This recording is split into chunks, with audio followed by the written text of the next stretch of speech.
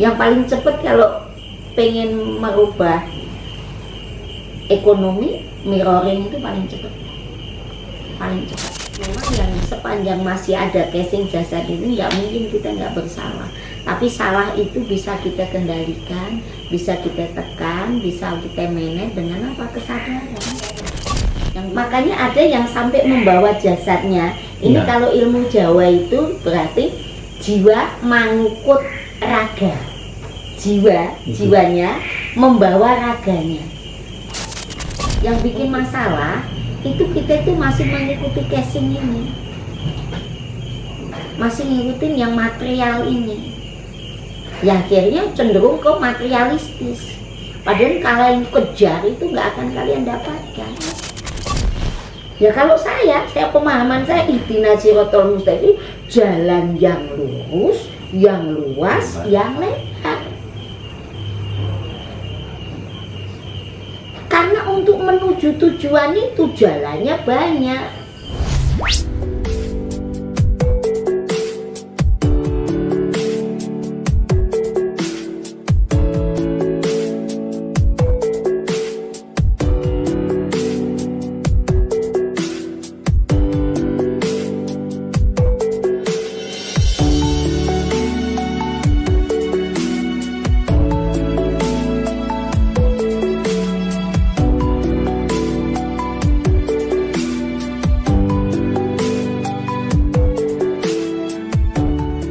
Usah sulit-sulit gitu. Bagi yang sudah tahu sahadat jiwa, udah itu pakai aja. Kan itu semua terjawab semua di situ. Ya mungkin Pak Zul udah tahu itu dalam sahadat jiwa itu nggak akan semua pertanyaan A sampai Z itu ada itu. Itu di situ. Kita nggak usah A B C D. Ya misalnya mau apa aja itu sudah. Dari awal sampai akhir itu jawabannya loh. Semua terangkum di situ. Ibaratnya kalau mau matek aji, matek itu apa ya? Kalau misalnya itu kan, kalau di Sunda jampe itu, kalau di Jawa mantra gitu kan. Mantra udah sadar jiwa itu aja, buat apa aja itu. Ketika mirroring udah itu. Kan nanti oh ini ya yang ada di sahadat jiwa, oh ini nanti kita hanya oh aja, nggak ada yang lain gitu. Masalahnya kalau cuman sekilas tidak pakai evaluasi, tidak diteliti, tidak diamatin, tidak dibikin riset, nggak akan ini. Seolah-olah kan nggak ada hikmahnya, tapi ternyata hikmahnya sangat luar biasa. Jadi orang dulu itu yang pejuang ya butuhnya apa itu ada, itu ada. Karena semesta ini mendukung apa yang kita inginkan itu terwujud. Itu seperti itu.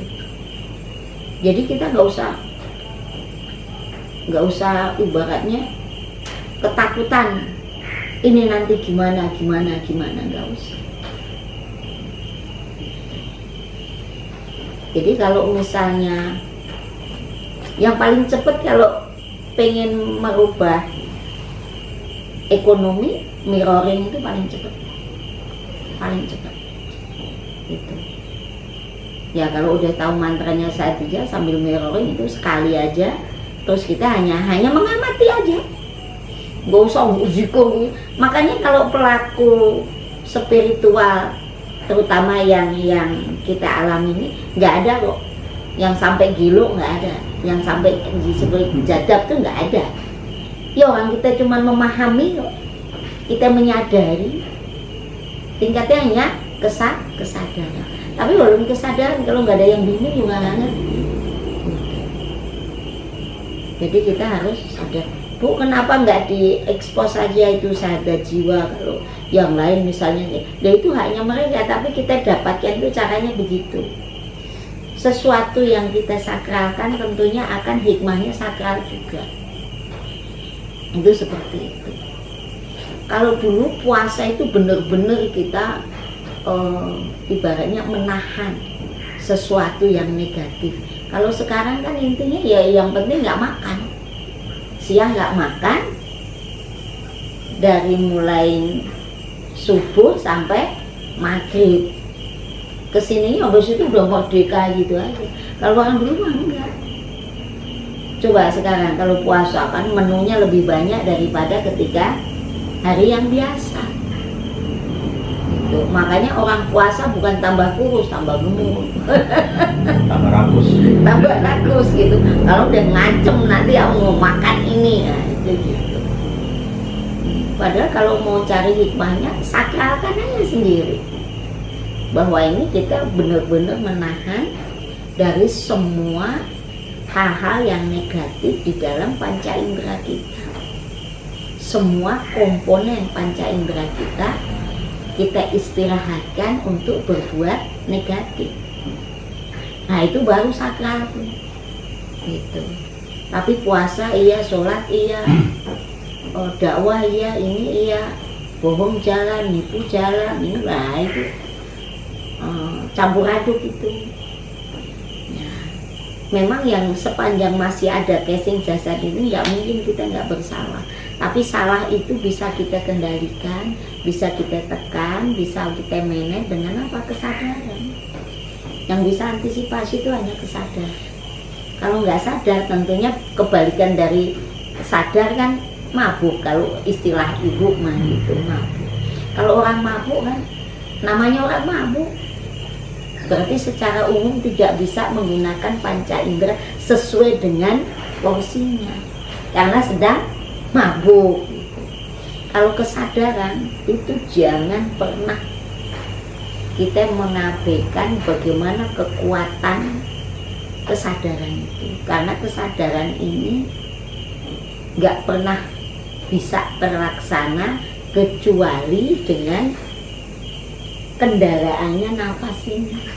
Antara nafas dan kesadaran itu nggak bisa pisah kalau pengen berkualitas. Setelah itu apa dia bisa mencipta juga, karena yang jatuhnya tercipta. Oh gitu. Kalau sudah nanti dengan kesadaran itu nggak ada cipta mencipta. Cipta mencipta itu kan pakai logika, pakai otak akal bela. Kan kalau diteliti terus kan kita itu kan dari molekul itu kan, dari molekul itu partikel-partikel elemen neutron, elektron dan lain-lain itu kan menyatu menjadi memadat, jadilah semesta yang padat. Tapi semesta yang tidak bermateri kan tetap aja itu terus bergerak terus itu. Jadi tidak ada pernah diam, itu nggak ada. Walaupun ini casing sudah dikubur nggak gini kan, tapi dia bergerak, diurai melalui partikel-partikel yang nampak maupun yang tidak nampak, yang bermateri maupun tidak bermateri. Yang bermateri itu kan ibaratnya kayak cacing, kayak ini segala macam. Yang tidak bermateri kan itu hawa hara yang ada di dalam tanah kita. Itu kan nggak bisa dilihat tapi dirasakan, tetap ada sirkulasinya itu. Berarti kalau saya katakan bahwa sebetulnya kalau sudah sampai tadi, jadi berarti kalau saya punya pemahaman itu berarti itu kematian itu tidak ada. Nggak ada. Sudah Nggak ada, Pak. Makanya ada yang sampai membawa jasadnya. Ini kalau ilmu Jawa itu berarti jiwa mengikut raga. Jiwanya membawa raganya untuk ya hidup abadi. Iya. Gitu. Nggak ada kematiannya. Nggak ada kematian. Nggak ada kematian. Itu. Jadi cipta mencipta itu sebenarnya nggak ada kalau sudah masuk ke dalam. Ya kita itu cipta mencipta itu kan karena pemahaman, pemahaman otak akal pikiran ini. Ya itu seperti itu, karena ini perangkat yang istimewa yang Allah berikan kepada kita makhluk manusia. Kalau selain makhluk manusia nggak ada itu otak akal pikiran nafsu ego, itu nggak ada. Itu nanti pertanyaan Bapak ini semua akan dijawab dalam syahadat jiwa itu. Yang namanya Nur Muhammad siapa, Tuhan siapa, Allah siapa, itu semuanya ada di situ. Kekuatan apa aja, ini apa aja ada di situ semua. Yang kita itu nggak ada. Kalau udah sampai ke situ, ya kalian sudah menyatu dengan alam. Itu nggak ada keraguan, nggak ada keraguan. Yang bikin masalah itu kita itu masih mengikuti casing ini, masih ngikutin yang material ini, ya akhirnya cenderung ke materialistis. Padahal kalian kejar itu nggak akan kalian dapatkan. Gitu. Kalian nggak kejar ya, wow itu datang aja, dapat aja. Itu seperti itu. Yang dikatakan berkelimpahan itu berarti bukan materi ini ya, jiwa berkelimpahan jiwa. Orang kaya raya jadi miskin sempit banyak. Makanya kadang ihdinas siratal diartikan bahwa itu jalan yang lurus, yang sempit, yang rambut dibelah 7, pokoknya otak kita nggak nyambung deh, itu kayak apa, kecilnya, tipisnya, tajamnya lebih tajam daripada pedang dan lain-lain gitu kan. Nah kalau saya nggak ihdinas siratal mustaqim yang kayak gitu, jalan yang lurus, yang luas, yang lebar. Karena untuk menuju tujuan kita itu banyak jalan, nggak sempit.